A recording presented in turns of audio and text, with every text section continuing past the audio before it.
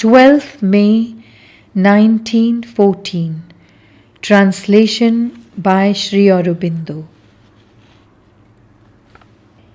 More and more it seems to me that we are in one of those periods of activity in which the fruit of past efforts becomes apparent. A period in which we act according to Thy law in the measure in which it is the sovereign controller of our being, without having even the leisure to become conscious of the law.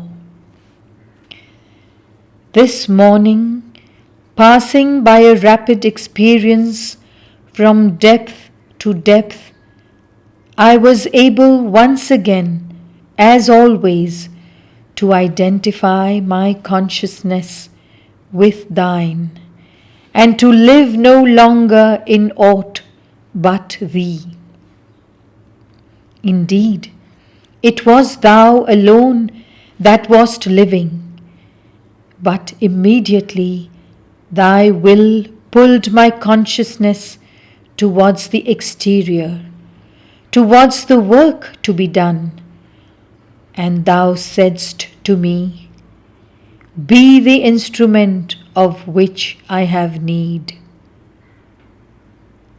And is not this the last renunciation, to renounce identification with Thee, to renounce the sweet and pure joy of no longer distinguishing between Thee and me, the joy of knowing at each moment, not only with the intellect, but by an integral experience, that Thou art the unique reality, and that all the rest is but appearance and illusion, that the exterior being should be the docile instrument which does not even need to be conscious of the will which moves it, is not doubtful.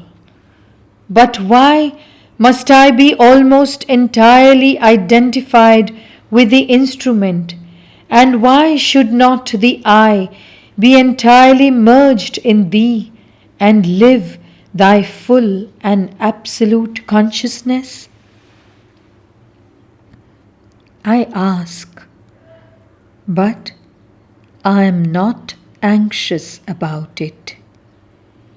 I know that all is according to Thy will, and with a pure adoration I trust myself joyously to Thy will. I shall be what Thou wouldst have me be, O Lord, conscient or inconscient, a simple instrument, as is the body, or a supreme knowledge, as art Thou. O, the sweet and peaceful joy when one can say, "All is good," and feel Thee at work in the world through all the elements which lend themselves to that transmission. Thou art the sovereign master of all. Thou art the inaccessible, the unknowable, the eternal and sublime reality. O marvelous unity, I disappear in Thee.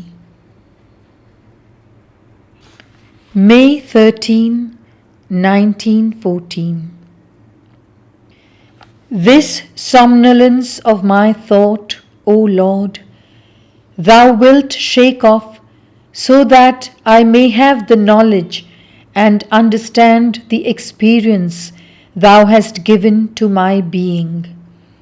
When something in me questions thee, always thou repliest, and when it is necessary for me to know something, thou teachest it to me, whether directly or indirectly. I see more and more that all impatient revolt, all haste would be useless.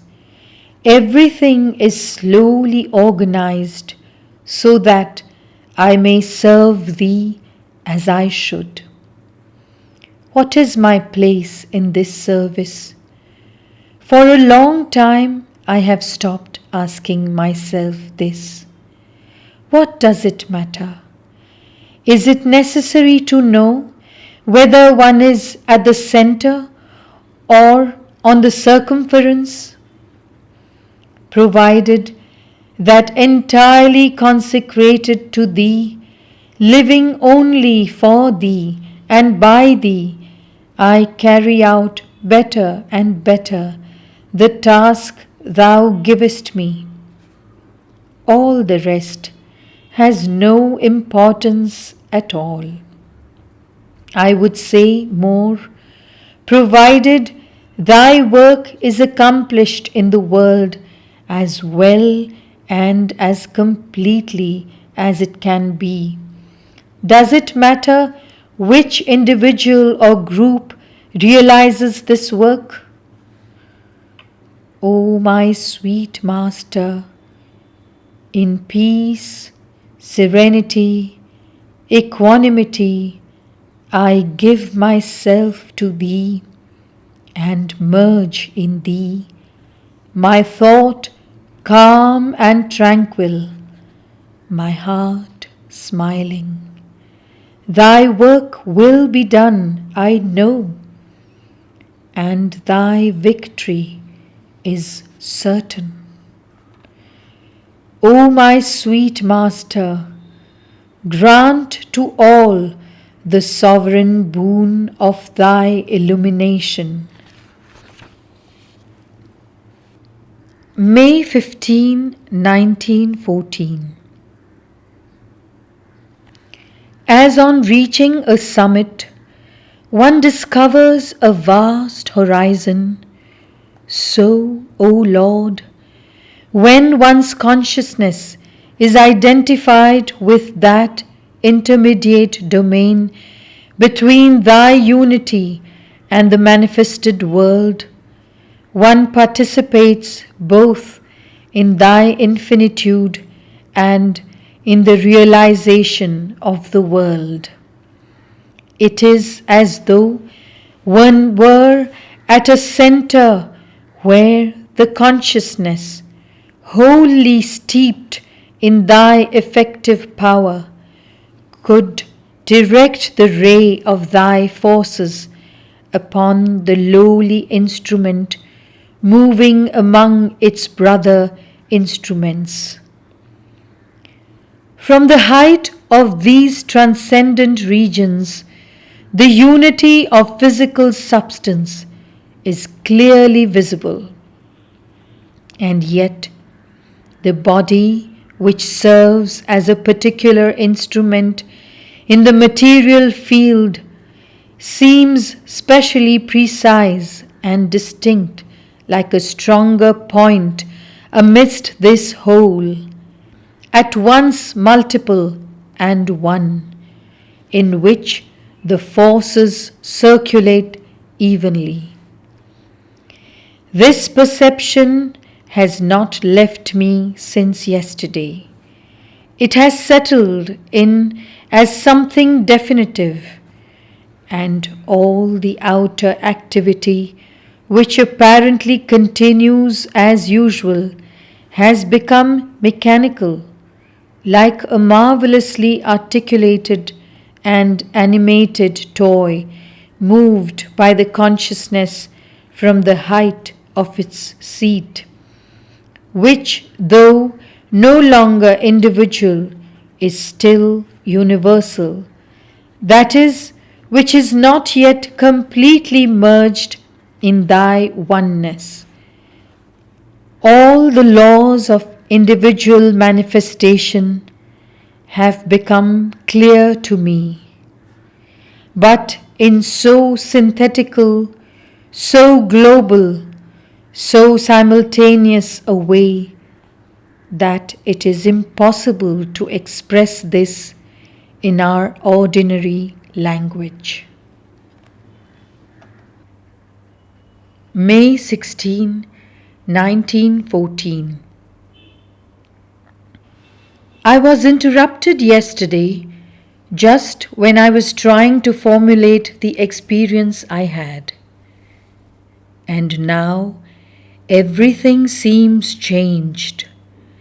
That precise knowledge, that clear-sightedness has given place to a great love for Thee, O Lord, which has seized my whole being from the outer organism to the deepest consciousness, and all lies prostrate at Thy feet in an ardent aspiration for a definitive identification with Thee and absorption in Thee.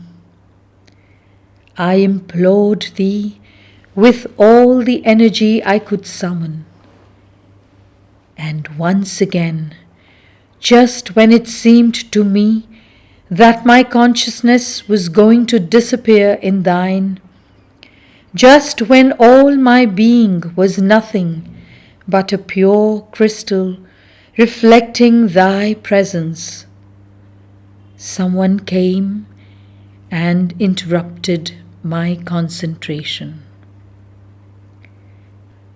Such is indeed the symbol of the existence Thou givest me as my share, in which outer usefulness, the work for all, holds a much greater place even than the supreme realization.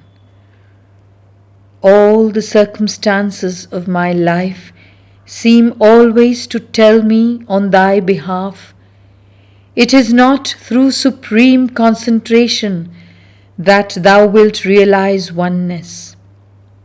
It is by spreading out in all. May Thy will be done, O Lord. Now I understand clearly that union with Thee is not an aim to be pursued, so far as this present individuality is concerned.